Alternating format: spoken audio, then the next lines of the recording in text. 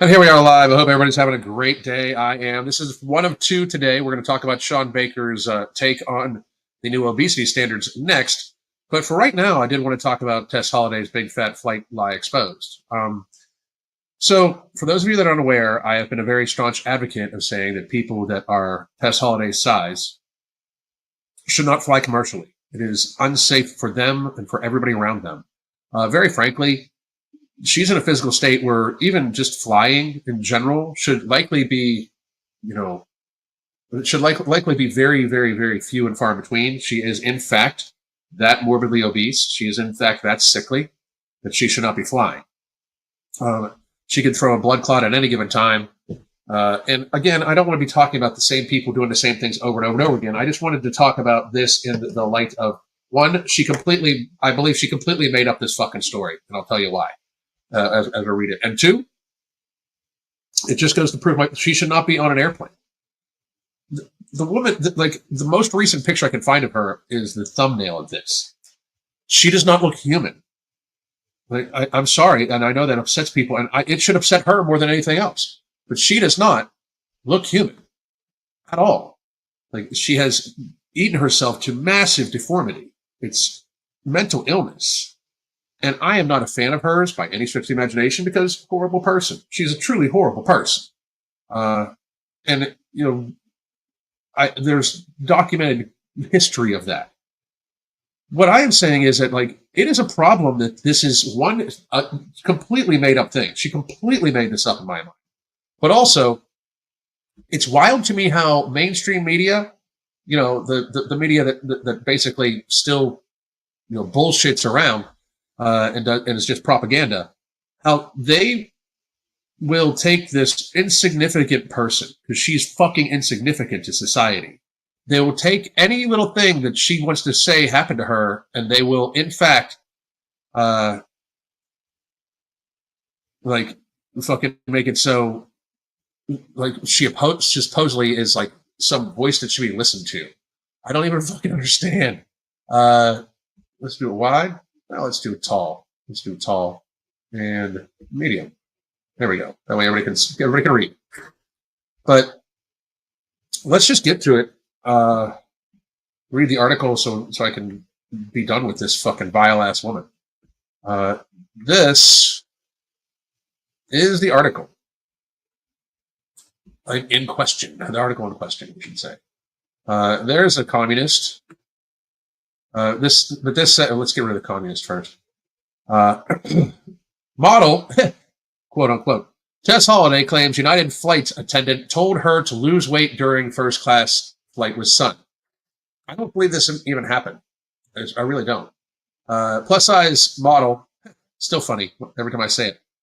Tess Holliday said this week that she was recently told to lose weight by a flight attendant, and it left her in a state of shock. Who believes that? Wait do you hear the entire story?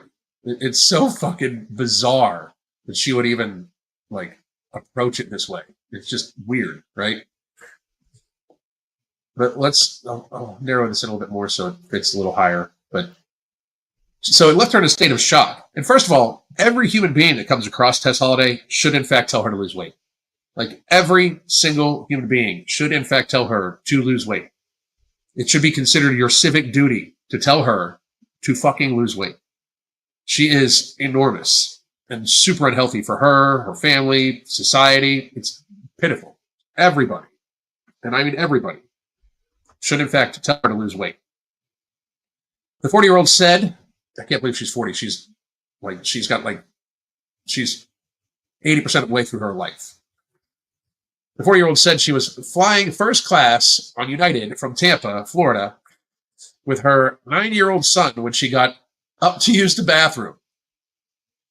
Here's how I think you can tell it's a lie right now. She's not going to fit in a fucking bathroom on an airplane.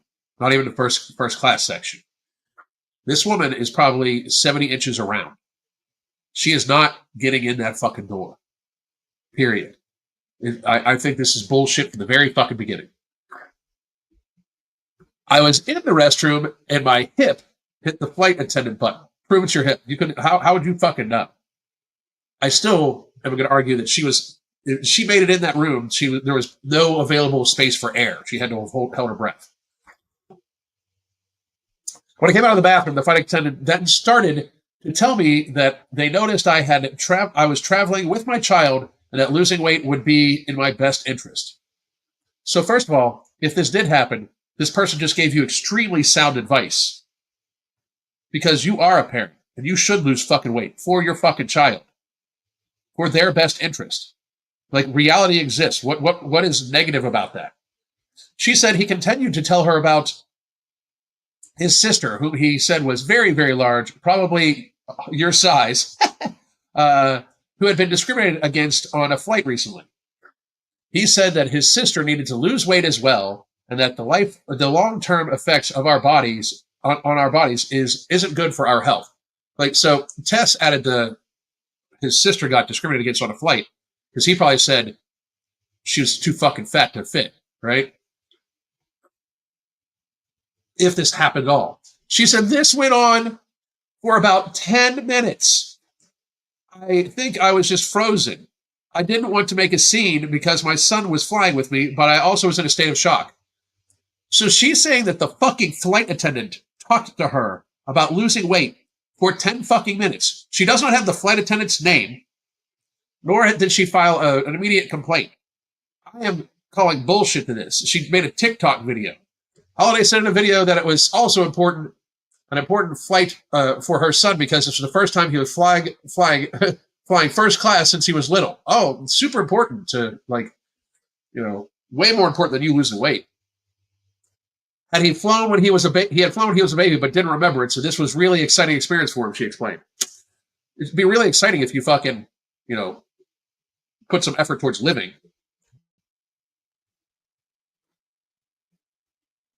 She said in the video that the flight attendant mentioned that someone had filed a complaint to United against his sister for her weight. It should happen every time. That United reached out to him and said things about his sister that made him feel uncomfortable. I don't believe this. So she's trying to say that this person is telling her to lose weight for 10 minutes, but that the talk of being fat is uncomfortable. She is a fucking liar. An absolute fucking liar. Produce this motherfucker's name.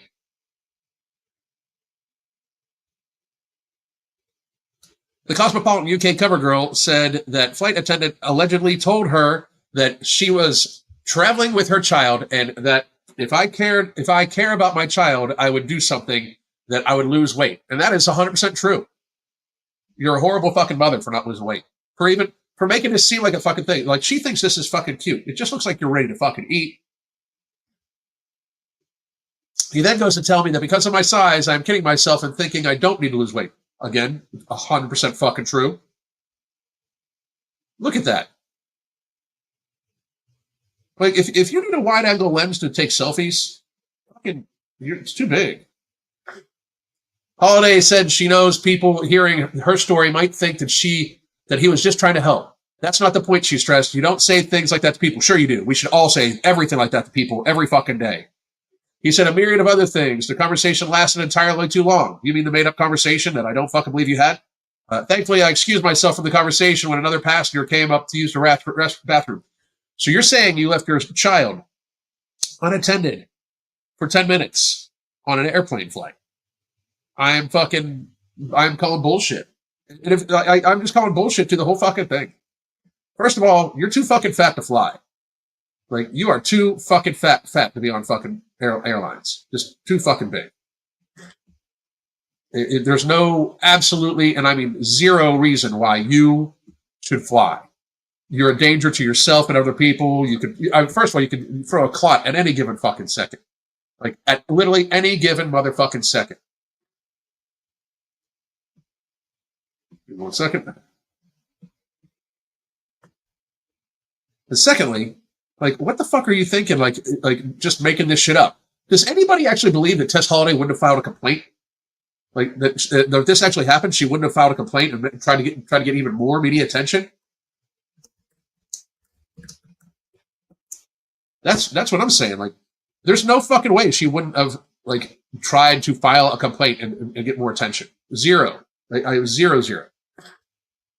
Wow, look at this. I've lost 310 pounds in the last 3 years, 520 to 200, and I'm listening to you. I was listening to you the whole time. My dog now finds your voice soothing in naps. Thank you very much. I appreciate it. But goddamn, motherfucker, that is impressive as fucking hell. Congratulations, dude. No shit, congratulations. There's like 4 different levels of privilege going on here. Isn't it wild?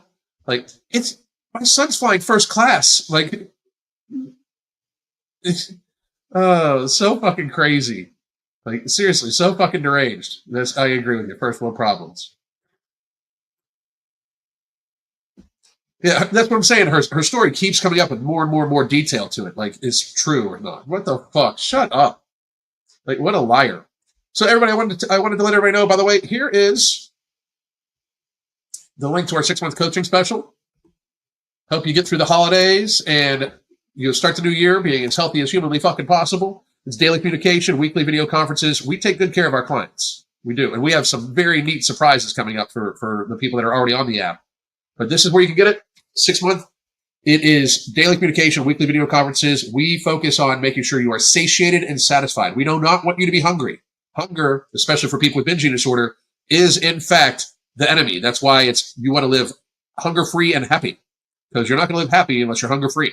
So please do take us up on that offer. And also, we are running a holiday challenge on our app. So let me get you the link for that. If you are already on the app, you can join it. No problem. Just send us a message.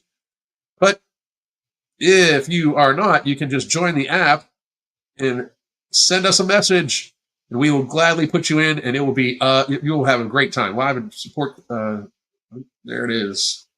Bang. Good. All right. You are welcome, sir. Thank you very much. So I will take Q&A for about 10 minutes, and then I'm going to start. We'll get started on the other one. I just want everybody to know, like, again, I don't want to be talking about these people all the time. I really don't. I really do not want to be talking about these people a lot.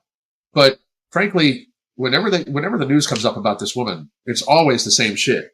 It's always where, like, too many people coddled this woman. Too many people did not tell her she's fat as fuck. I really believe that. Like, and if you know a fat person in your life, they don't want to hear it. If you love them, you'll make them hear it. Because if not, you're just watching them kill themselves. I always express this to people, and people get very upset, but people that are 350 pounds, like, they're eating themselves to death in front of you. You realize that, right? Like, they are not. It's not about enjoying the food. It's about being addicted to the food. They clearly know they're fat. Whenever they tie their shoes and whenever they get out of breath easy, they clearly know they're fat. So I agree with the people who are like, well, it's not like she doesn't know she's fat. Yeah, but if she knows she's fat, I'm going to remind her to do something the fuck about it. One, for her benefit. Like, when people are like, what business of it is yours? What anybody weighs? Well, frankly, I don't want to see people die. So telling fat people to lose weight is actually a good thing, because ignoring it means you're just ignoring the fact that they are eating themselves to fucking death. Like, you're ignoring them eating themselves to death. That is disgustingly tragic to me. Like, I don't understand how people can deal with that. But also, it's super bad for society. Like, super bad for society. How many people do you think are on government assistance, are on disability and stuff like that because they say they're too fat? It's a huge number of people. Huge. It's a large number of people. Too many. There should be 0 people that are getting disability benefits because of obesity. 0 fucking people. One, if you are so fat that you're disabled, that's on you. That you should, like, we need to start let natural selection start naturally select people again. Like, if you can't support yourself, you need to get to the point where you can and be self-supportive. Like, I don't understand. Hi, Alan. I've been lifting weights 4 times a week in the last 4 months, and I went from 10 pounds dumbbells to 20-pound dumbbells. Yesterday, I didn't warm up. Leg day. Today, stretching, heard some crackling in my knees. Thoughts? I have no idea what you think I could possibly tell you. If the first time you heard crackling in your knees, I would wonder what you did, you know? But honestly, I have anybody that would answer this question, by the way, like, based off of the information you just gave, is strictly fucking guessing. Like just completely guessing. They have no idea. There's very little that I could possibly tell you about your situation. I'm sorry, there's just not enough to go on. And I'm not a physiotherapist, and I didn't see you doing the exercises either. So I'm not trying to avoid the question. I'm just trying to say not only can I not answer that, but nobody should be able to fucking answer that for you over the internet. Zero, based on that information. And if they do, know that they're fucking full of shit. Do you recommend fasting for 24 to 36 hours? I don't recommend it, but I don't have anything against it. I don't recommend it because most people get too hungry and then they seesaw. So they fast for 36 hours, and then instead of eating a normal meal, they eat 2 days worth of food. So it basically gets them used to starving, binging. You know, that's why I don't recommend it. But I don't like fasting. Shit, I mean, people say I intermittent fast. I just think it's how I eat. But I haven't eaten yet today. I'm probably not going to eat for another hour and a half, 2 hours, and then I'll be done eating probably 6 hours from now. So, and that's how I eat every day. It's just how I eat. It's not a fasting thing. Totally understand. The character limit stops me from explaining well enough. Thanks, though. I again, even if you had a full explanation, I'm just letting you know that for something like that, you're talking about an injury, right?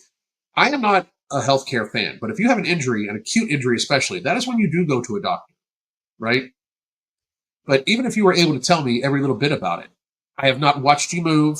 I don't understand any of your history. You didn't tell me how much you weigh. You didn't tell me your age. You didn't tell me anything like that. And very honestly, even if you gave me all that information, I still couldn't tell you why there's crackling in your knees. And anybody online I could possibly list you off a multitude of things it could be, but we're not going to do that because I'm suggesting that if you keep hearing crackling in your knees, you maybe go to an orthopedist and have it checked out. Because that's what this type of medicine that we have, the allopathic medical industry we have, that's what it's good for. Acute injury. Chronic illness, it sucks at. Absolutely. You guys, if you're a doctor out there and you are just going off what you learned in med school, you fucking suck at managing chronic illness. You should be considered as unqualified to treat any metabolic syndrome. You know nothing about how it happens. Most doctors do not even know that type 2 diabetes can be reversed. And that's fucking sadness. I have a torn ACL for the last 29 years. My knees cracks. That could be the injury. I mean, it could be, but it could be cartilage. It could be a ton of things. It could be literally in their head. It could be just like when you crack your knuckles. It could just be like gases being released from the tendon. It could be so many things, right? That's why I don't speculate about injuries, about anything like that. Plus, I don't do that kind of coaching. I help people build healthy habits based around food. I mean, I try to make sure that I meet the person where they're at when it comes to their habits, their lifestyle, and stuff like that. When it comes to physical fitness, I used to train a lot of people, physically, in the gym and outside the gym. I don't do that anymore, just because, very frankly, the type of exercise you should do is the type of exercise you like to do. I help people build their habits. Go out, get in the habit of doing 30 minutes of activity a day, directed activity. Be in that habit. That's good. But there's not certain exercises to make you lose fat faster or anything like that. That's fucking ridiculous, Anyway. Okay.